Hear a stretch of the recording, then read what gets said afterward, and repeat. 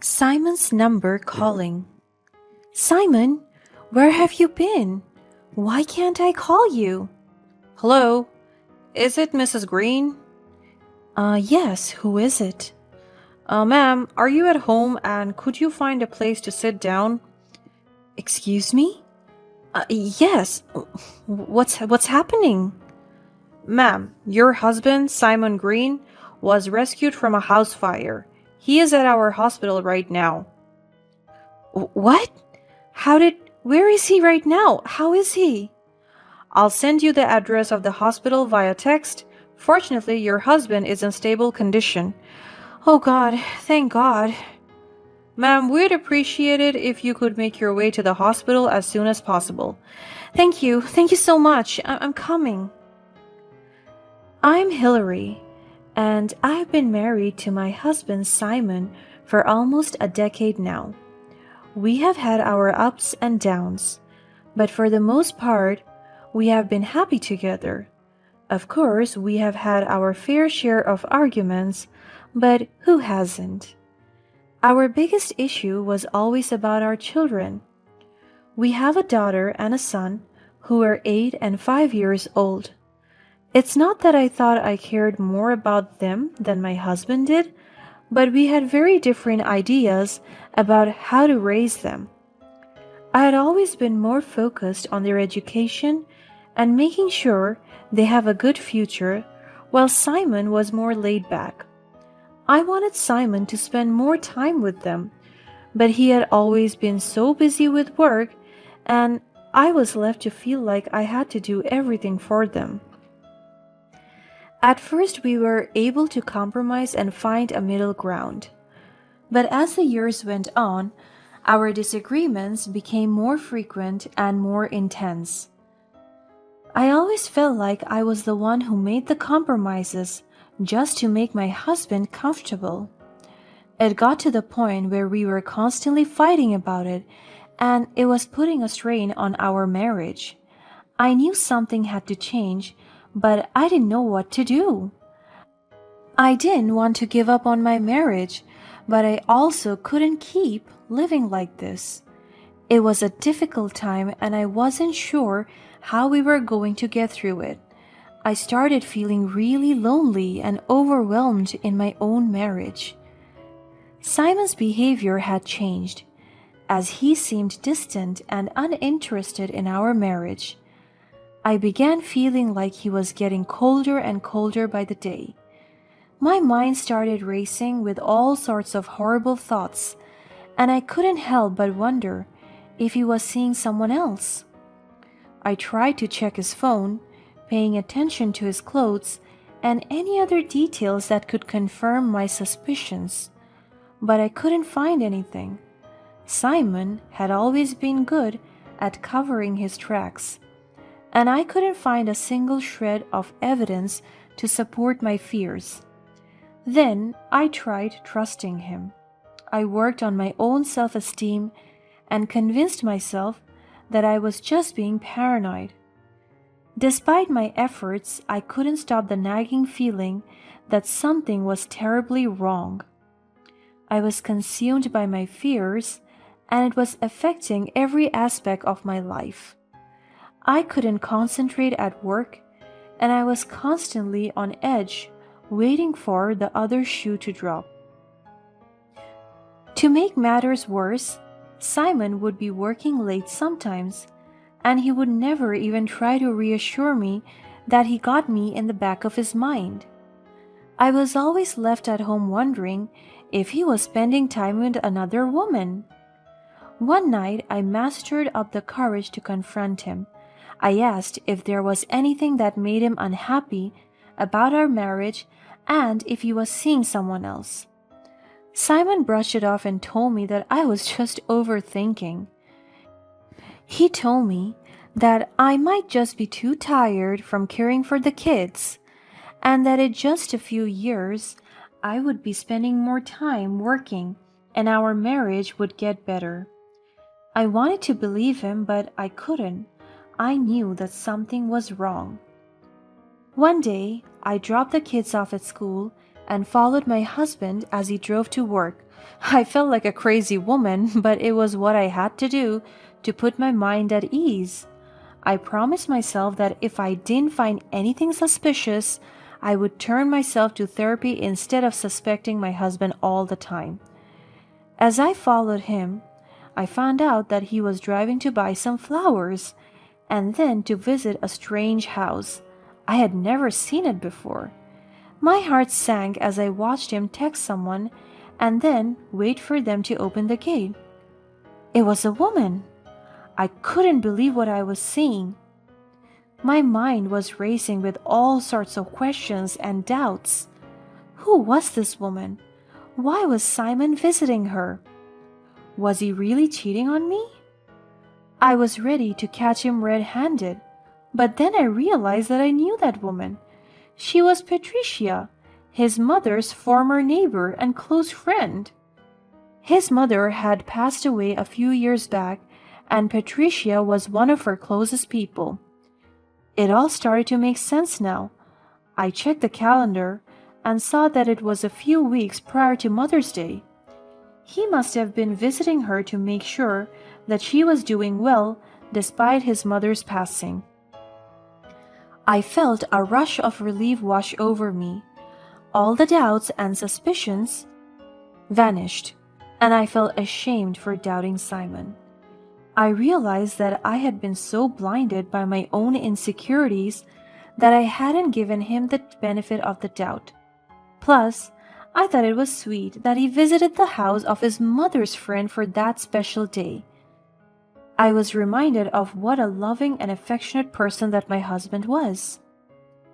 That night, I was relieved to know that my husband wasn't doing anything behind my back. However, our problem stayed unresolved. Simon remained cold and distant. He didn't seem to want to talk to me or even be near me. When our children came to him eager to play, he pushed them aside again and watched TV alone. It was like he had shut himself off from his own family, and I couldn't figure out why. I constantly blamed myself because now that I know he wasn't cheating, it felt like I was the one to blame. Was it me that made this marriage so suffocating to him? I tried to talk to him, but he would always brush me off.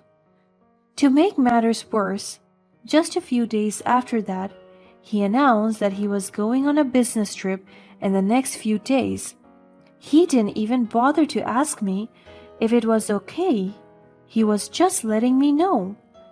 I was hurt and angry that he didn't even consider talking to me about it. We had a huge fight. I can't believe you just announced that you are going on a business trip without even asking me if it's okay.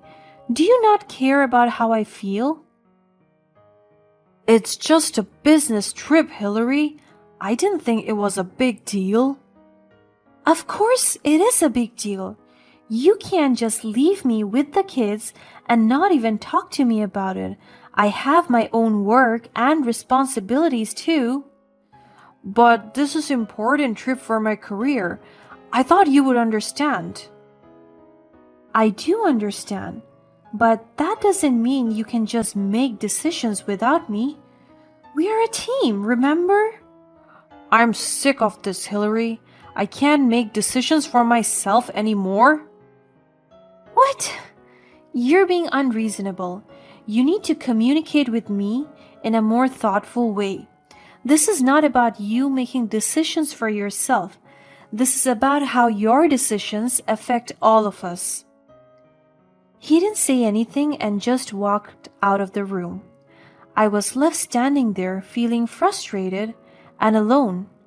It was as if no matter what I said, Simon wouldn't listen. The next few days were hard. Simon didn't call me or even text me. I didn't know where he was or what he was doing. I tried to keep myself busy with work and looking after the kids, but it was hard without him there. Plus, I couldn't even contact him. It was as if I was a burden to him, and not his wife or the mother of his kids. I knew that he might have been too occupied with the meetings, But still, something told me that that was not the real reason. Finally, I got a call from the middle of the night. It was from his number, but a stranger's voice was on it. The moment I heard that strange voice, my heart almost jumped out of my chest. Simon, where have you been? Why can't I call you? Hello? Is it Mrs. Green? Yes, who is it? Ma'am, are you at home and could you find a place to sit down? Excuse me? Yes, what's happening? Ma'am, your husband, Simon Green, was rescued from a house fire. He is at our hospital right now. What? Where is he right now? How is he? I'll send you the address of the hospital via text. Fortunately, your husband is in stable condition. Oh God, thank God. Ma'am, we would appreciate it if you could make your way to the hospital as soon as possible. Thank you so much. Thank you. I'm coming. My heart started racing as I imagined the worst. What had happened? Was he really okay? I went straight to the hospital, eager to see my husband. I made my way to the emergency room, where I saw Simon lying on a hospital bed unconscious. However, what I didn't expect was a familiar figure lying on the bed right next to him. That was Patricia? I freaked out, realizing that Simon was taken there together with Patricia. I was so confused with what happened that I needed a few minutes to process all of the information. Simon was supposed to be on a business trip to another city, and yet he was there with Patricia? I tried to ask the nurse what had happened, but she wouldn't tell me anything in detail. All she said was that they were both being treated for smoke inhalation. I couldn't bear the suspense, so I asked for the address of the house on fire. As I suspected, it was Patricia's house. My mind was racing with all sorts of possibilities. Had they been having an affair? Was Simon cheating on me with Patricia? As I was lost in thought, one of the hospital staff approached me. Excuse me, ma'am, but we found something concerning in their belongings. They were both naked when they were brought in. My heart sank as she handed me a plastic bag containing some partly burned clothes with some expensive pieces of jewelry. I didn't know what to say. The hospital staff looked at me with such sympathetic eyes, as if I was the last person on this planet to finally figure out what was going on in my own marriage. My mind was spinning with all sorts of thoughts and emotion. I felt like I was going to puke. My husband sleeping with a woman his mom's age behind my back? How could I have imagined something like that? And to lie to me that he was on a business trip? I just couldn't bear the image of my husband and Patricia together.